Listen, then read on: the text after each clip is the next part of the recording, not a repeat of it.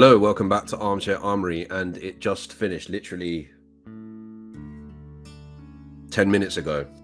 Finished at the Emirates Stadium in the North London derby. It finished Arsenal 2, Spurs 2. And before I say anything else, yes, I've had a haircut. It's not a different person. I've had a haircut. What to say? So, not a great performance from us today, I'd say. I feel like Spurs were, especially in the first kind of like half an hour, 35 minutes of the first half, I feel like Spurs were there for the taking. They probably had more of the ball overall. I think the stats just came up on Sky Now saying that they had 53% possession throughout the game. But in general, first half, as I say, first 35 minutes, we were pretty good. Not great, but we were pretty good, doing enough to control the game, took the lead through Romero and goal. It was about 10 minutes after that where Spurs equalised through Son. And then from that moment, Spurs sort of were on the ascendancy. And you could see kind of what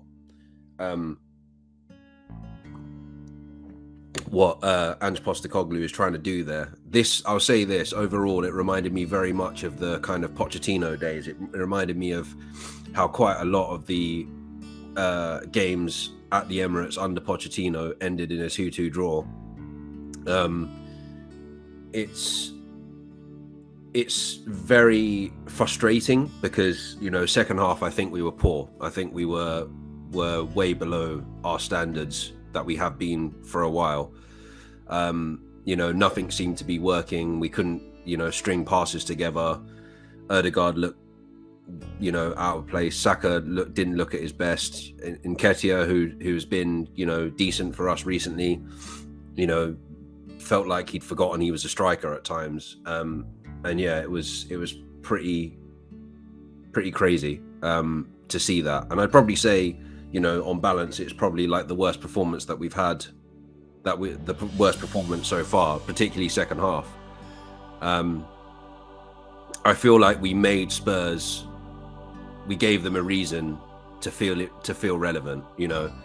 Second half, we managed to get a penalty after a VAR decision on a handball again from Romero.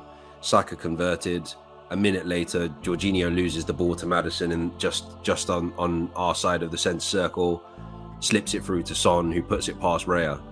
I'll come on to Raya in a minute. But to concede a goal like that as quickly as we did is purely not good enough, to be honest. And I think the momentum going into the game was with us after kind of our win in our first game back in the Champions League, the 4-0 win over PSV.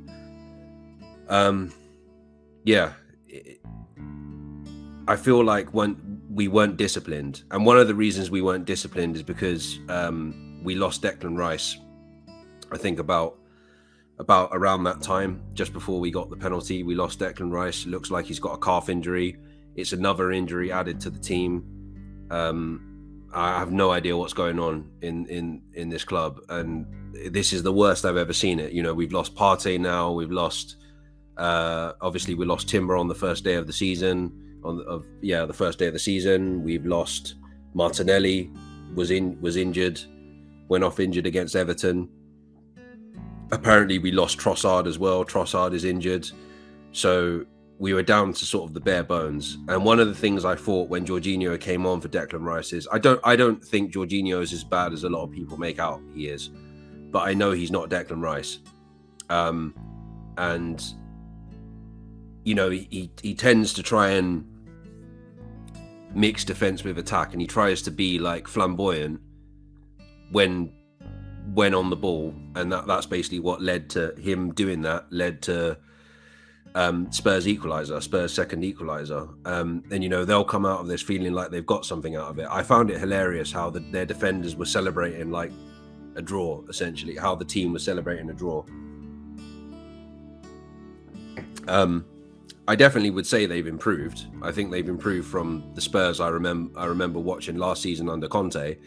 But I'm not going to sit here and, as I said, do what we did and give the media a reason to kind of laud them up as like the next big thing or back to their best sort of thing. This is another reason why I don't think it's a God-given right just because we finished second behind City last season that we were going to this season.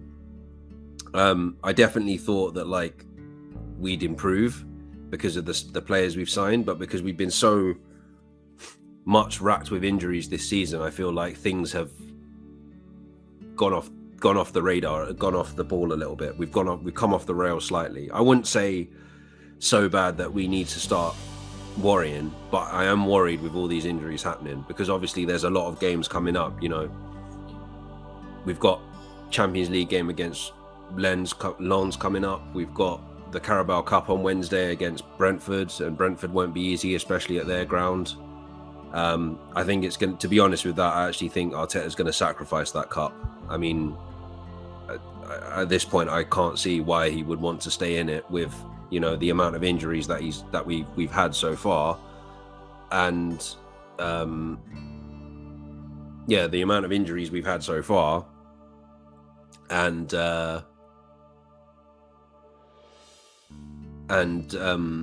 the amount of games that are coming up. You know, we've got City in this period coming up. I think our next game is Bournemouth. Is it Bournemouth away? I think our next game is. Yeah, Bournemouth away at the Vitality on Saturday. And then we've got City after the Champions League game at home, and then we've got Chelsea away. So it's not going to be easy this month.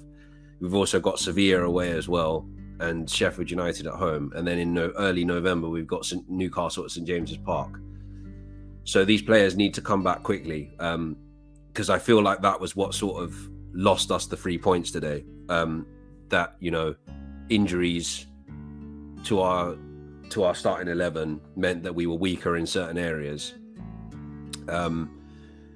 Raya kept his place over Ramsdale. I really don't know what's going on there. I really thought Ramsdale would play today, but you know, I'm going to stop predicting that now because I have no idea what's going on. And to my mate at work at my day job that said this looks like Ramsdale's going in January, I apologize. I'm seeing this guy tomorrow anyway, so I'll say it to him then. But yeah, I apologize because I thought, you know, this was just going to be, they'd be able to work it out between themselves. Pretty sure Ramsdale's probably going to play on Wednesday though. Yeah, I think overall it was a subpar performance. I'm not going to go as far as to say it was awful, but judging by, you know, if we compare it to sort of the performance against United and the performance against Everton and the performance against PSV on Wednesday night, I would probably say this, comparing it to that, it was poor, but it was subpar. I think that the injury to Declan Rice was one of the biggest things that let us down. And up until that point, one thing I like about Declan Rice is he goes along doing what he does without people really saying anything. And I think with him there, you know, despite the fact Spurs did equalise once already, I don't think I would have been more confident if he was still there throughout the second half. Not saying that Spurs wouldn't have scored again, but I was worried because when we would slop, especially in the second half, latter part of the second half, we were losing the ball in random areas, you know, giving Spurs too much space on the flanks, and I thought, yeah, we're going to lose if we're not careful. We're going to lose this game. But you know, the age-old saying is, if you can't win, don't lose. And I know it's a home game, but at the same time, if you can't win, you don't lose, especially to Spurs, you don't lose. But in terms of the overall picture of the league, I just heard James Maddison say on there, for Spurs, you can't really judge the league. You're not really paying attention after 6 games. And I 100% agree with him, because I think anyone that's thinking, oh, you know, City have won 6 in a row, we're fucked now and all this kind of stuff, it's rubbish. Like, let's see what happens in December and see where we are then. The other thing I just want to get on my chest is fuck Gary Neville. That's it. That's all I'm going to say. Fuck him. the guy. Don't get me wrong. Sometimes his footballing opinions are pretty good, but I hate the way that like his commentary is so biased against Arsenal. It's unbelievable. I don't know what it is about the mainstream sports media, how they love Spurs so much. I don't understand it. I really don't. Kane's not there anymore. The England captain's not there anymore. You don't need to be licking their proverbial bunghole. Just every single time we did anything, that's bad, that's bad, and just shut the fuck up, you fucking leftist.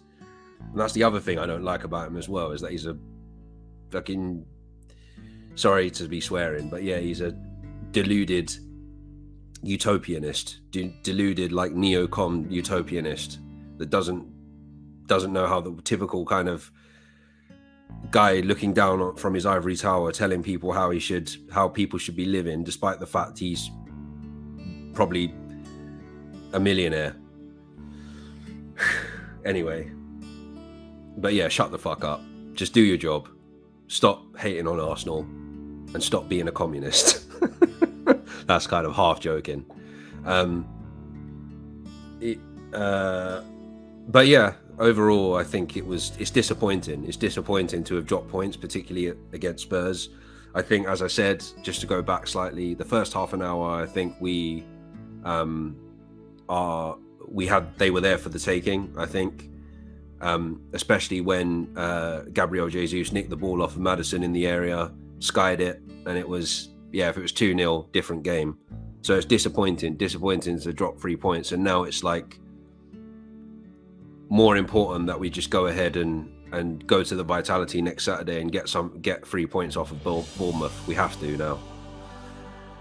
But yeah, oh bloody hell, I've gone on for 12 minutes. Yeah, it's one of those days where I've done a little bit of a rant. Anyway, but yeah, disappointing, but we move on. I'm going to leave it there.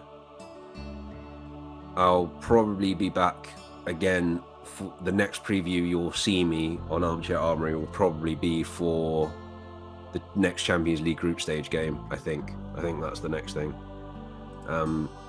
Yeah, I think that'll be the next one you see me for, because I don't think the Carabao Cup game or Bournemouth are on TV. Right, as always, take care and stay safe.